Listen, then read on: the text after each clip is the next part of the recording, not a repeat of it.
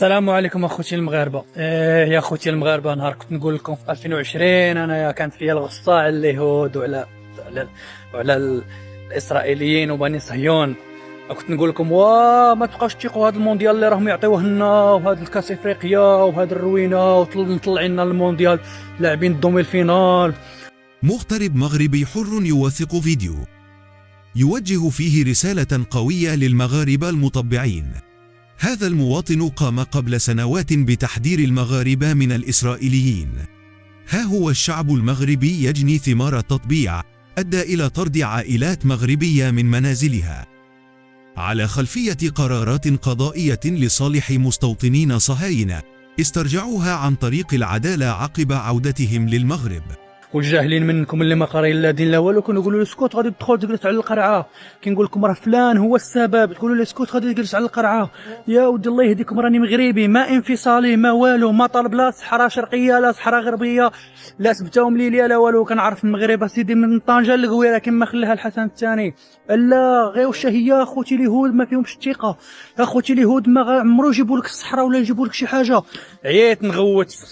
عييت نغوت وخسرت البلاد، خسرت انني نولي للبلاد وخسرت انني نشوف ميمتي اللي ولدتني وهاكا، وبقيتوا عليا سكوت. هذه جلست على القرعه وانا ولد بلادكم المشكله، وباقي ماشي كندافع عليكم. اول حاجه شهاده الحق لله، انا ما كندافع حتى شي على شي مغربي، كندافع على ارضي وعلى حقي وعلى الحق ديال الله، اننا حنايا مسلمين ما نتعاشروش مع هادوك ما حد كيقتلوا خوتنا في فلسطين وداروا داك الشيء قدام عينينا وحنا نشوفوهم يقتلوا خوتنا في فلسطين، ما عمري نكون اخ معاهم. وحتى دوك اليهود المغاربه خصهم يخرجوا من المغرب.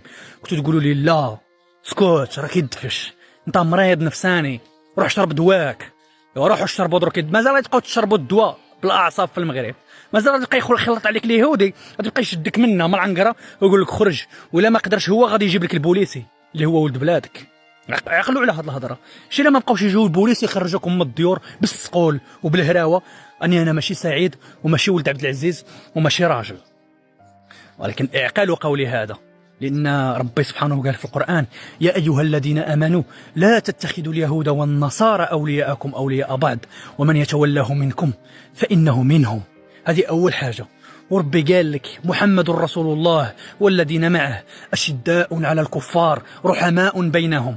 أنا خويا مع الجزائريين نضاربوا ونبقى خوه، واخا نتنابشوا بيناتنا، هو يقول لي هذه ديالي ونقول هذه ديالي والضرب والسبان، ولكن نبقى مع الجزائري وما نمشيش مع اليهودي. نتوما بياع وخونه، راكم تخونوا الوطن ديالكم. على بالكم هذه فيف اسرائيل رجعت ديركم صافي، على بالكم هادو طنجه والرباط وكازا اللي بيجاو يدوا فيهم درك، عندك تقولوا صافي غادي يديو غير ديك الارض شويه، راهم يتيستيوكم بها، راهم غادي يجربوكم. شتي لا داو لهم هاد الارض هاد المره هذه، هذوك في طنجه في حومه الشوك، شتي لا ما ضاتش المغرب كامل. عندك تقول لا انا راني بعيد، خليني راقد اخويا، راني في وجده ولا راني في تطوان ولا راني في بركان ولا راني في الحسيمه، انا خاطيني. راه جايك الدوره حنيني. هكا دخلوا لفلسطين في الاولى، اقسم بالله هكا دخلوا لهم، جربوهم كي شافوهم سكتوا صافي بداو يطمعوا لهم في الارض كامله. دابا شتو لا ما نطوش نهضه واحده بلا ما تبقى تعيش لشي واحد ولا شي رئيس ولا انا ندافع على ارضك. راه حتى واحد ما غادي يسوق لك. هذوك راه كاع عندهم الفلوس وكاع لاباس عليهم، ويقدروا يخويو المغرب ويخليوك انت في التالي، ويدخلوا عليك المستعمره ويخليوك كما فلسطين. نوضوا دافعوا على ارضكم. انا ما نقدرش ندخل المغرب، اما نولي ندافع على ارضي. انا راني على هاد الهضره ما خلاونيش ندخل المغرب، هي باش تعرفوها. الله الوطن الشعب. سالات الحلقه، ونحن لا نخاف الا بالله سبحانه وتعالى. كاع ما تحاولوش تهدونا دوك التهديدات ديالكم.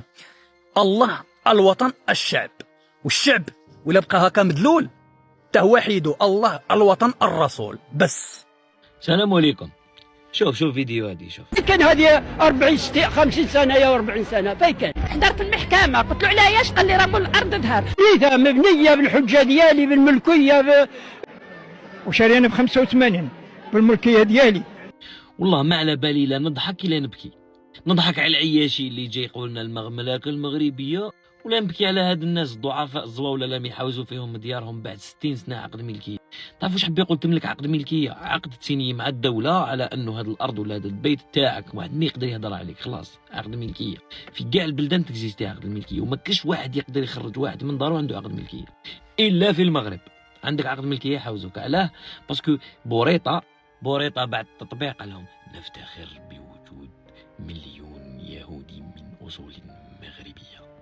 هادوك المليون مواطن عاودوا ولاو وعاودوا جبدوا الكوار تاع بكري اللي كانوا عندهم يحاوزوا في الناس من ديارهم بعد ما راحوا خلقوا الكيان الصهيوني واستعمروا الفلسطينيين وقتلوهم وكذا. هادوك عاودوا ولاو يسترجعوا اراضيهم اللي كانوا تاعهم بكري في المروك.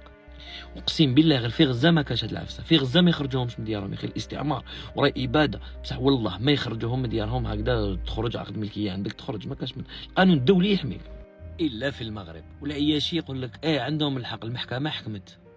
هذا يحرر فلسطين، هذا يحرر الارض ويحرر خاوته اللي راهم يحاوزوا فيهم من ديارهم، ومن بعد يحكي لنا على القضيه الفلسطينيه ويحكي لنا على المسيرات ويحكي كيما الحكايه تتعاود. قال لك حنا عاوناكم في الثوره تاعكم، هما كانوا مستعمرين من حمايه من عند فرنسا، عاونونا باش نستعمر باش حنا استقلينا اللي كنا نحاربوا في اللي كان حاميهم. باك مخك كيما راكي ايرور تبع المروكي. المهم رانا نشوفوا بعينينا، ما كلا تحكي لنا العياشي، رانا نشوفوا بلي راهم يحوزوا فيكم من دياركم على جال الصهاينه اللي راحوا استعمروا الارض المقدسه وعاودوا ولاو دوك يديو لكم المروك. المهم سلام عليكم، تحيه الجزائر، يحيى الشعب الفلسطيني وتحيه فلسطين. في الفرنساوي في كذا، اسرائيل عندها وجود في التجاره في كذا في كذا. باهي انت اسرائيل ماذا تريد منك؟ انت تريد منك اعتراف مشان هي تنتقل لمرحله اخرى تطلب بالتعويض، تعويض املاك اليهود. اليهود الذين تقول او تدعي انهم طردوا في 47 و 48 وطردوا في 67. هي تدعي وعامله قائمه في تعويضات الدول، عامله قائمه في تعويضات الدول العربيه. اسمع شفت انت كيفاش اخطر موضوع باش يجوا لها دار يقولوا لك هذه املاك يهود. نعم. وانتظر وسترى.